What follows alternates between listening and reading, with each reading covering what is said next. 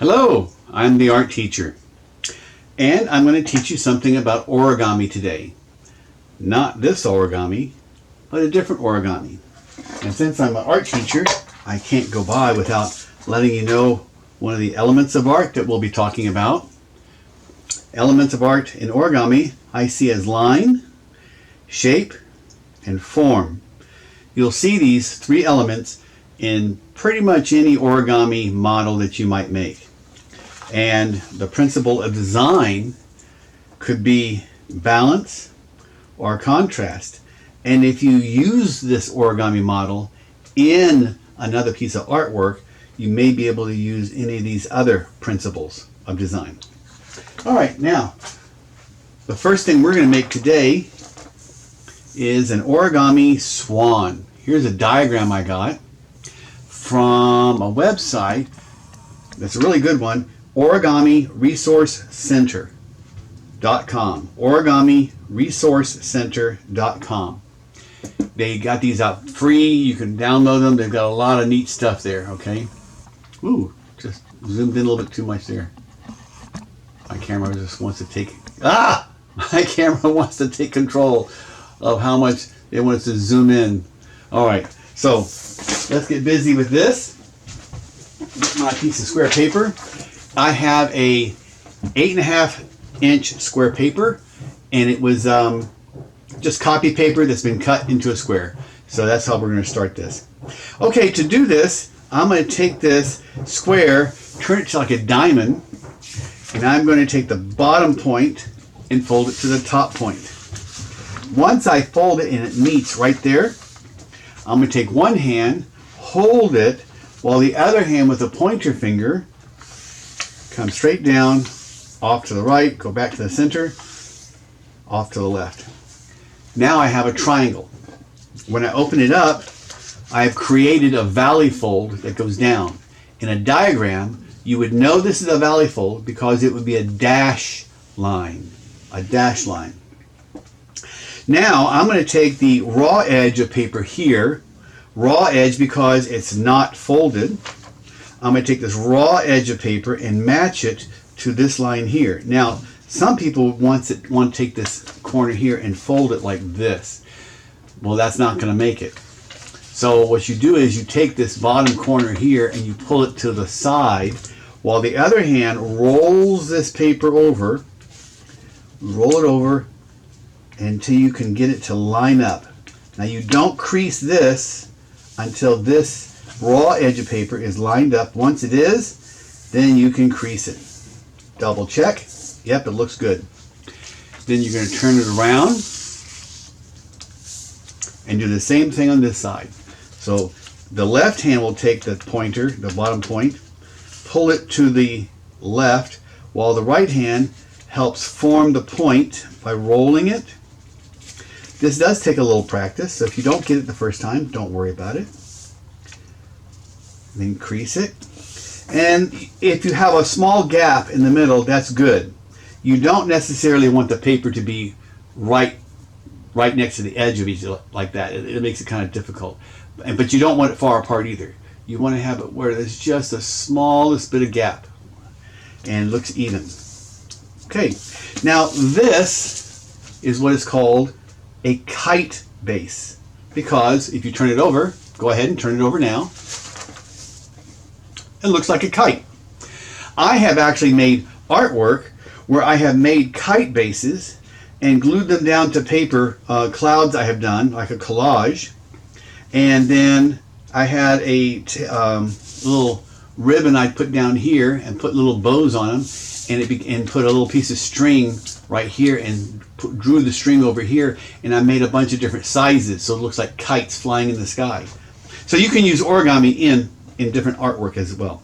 So this is a kite base. If I can say make a kite base and you can make this, it makes things go faster. Now I am going to do the same thing I did before, except on this side. I'm going to take the folded edge, notice I said folded, not raw, because it is folded. The folded edge, and make it line up to the center line. And I'm going to do the exact same thing. Trying to match it up, trying to make it go to a point, and If you can't get it to an exact point, it's okay, as long as you get as close as you can. Then you turn it around to the other side, do the exact same thing. Just like that. Look, that went over a little bit too much, so I have to fix that. I want a little gap. I do not want it overlapping. So you should have something that looks like this. By the way, the folds that we did at the beginning, some people call those an airplane fold. When you take two sides and you fold it. So if you've ever made a paper airplane, you know what I'm talking about.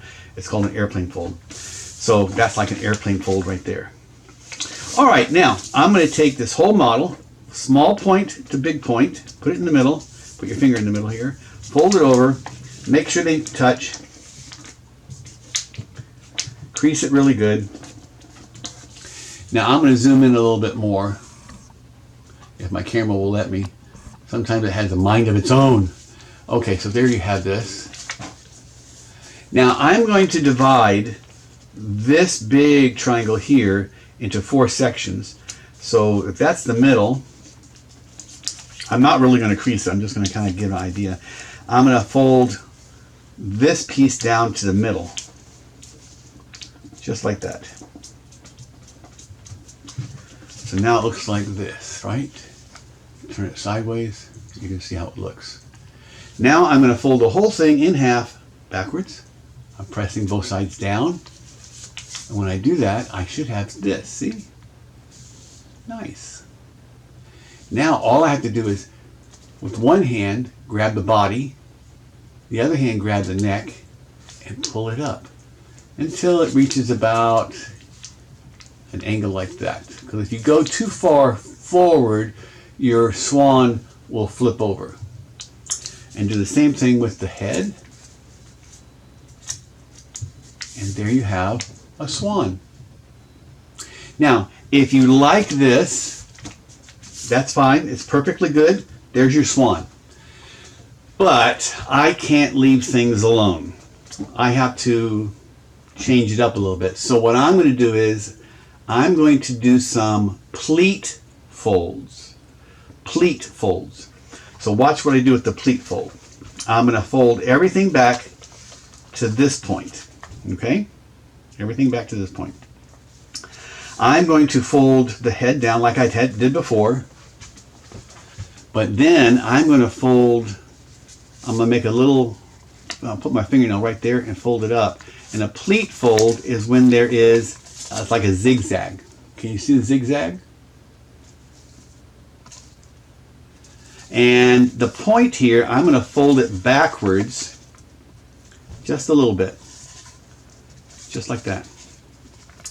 Now that I have that, it looks sideways. See, there's a zigzag, and this one is just a zig. That's a zigzag, and that's just a zig. Now I'm going to make another fold right there. I'm going to take everything here, fold it forward. Okay. Now I'm going to crease it back, fold it in half again. Bring this back up.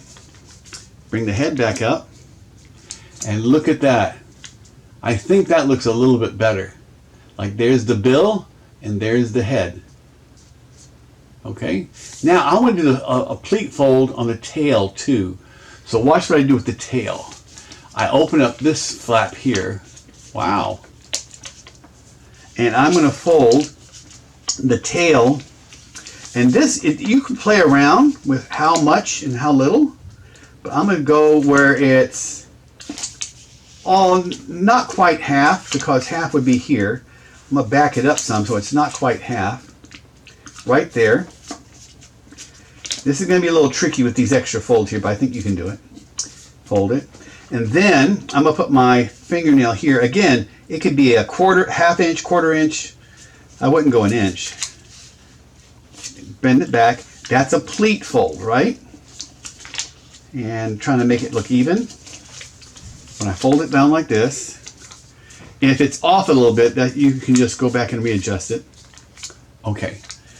So there I have the tail, but watch this. I'm going to do something called a swivel fold. Now this is a pleat fold. You see how it zigzag? I'm now going to do a pleat fold where I'm just going to pull the bottom out and watch it pivot right there. I pull it out and look what happens. The tail now goes up. So I've changed my swan to make it have a bill and a tail that goes up, and I can take these side things, these side pieces here, these wings, and curl them a little bit. One here, one on the other side, and now my model is more three-dimensional. When it sits down on the table, you can't really see it from the camera point of view right now, but if it sits on the table, it'll sit like this. Makes a nice little swan. So I hope you have fun making the swan. And remember, once you make them, don't just keep them, give them away. Give them away to people and see their faces light up with smiles. Okay, until next time, keep on folding, and I will see you later.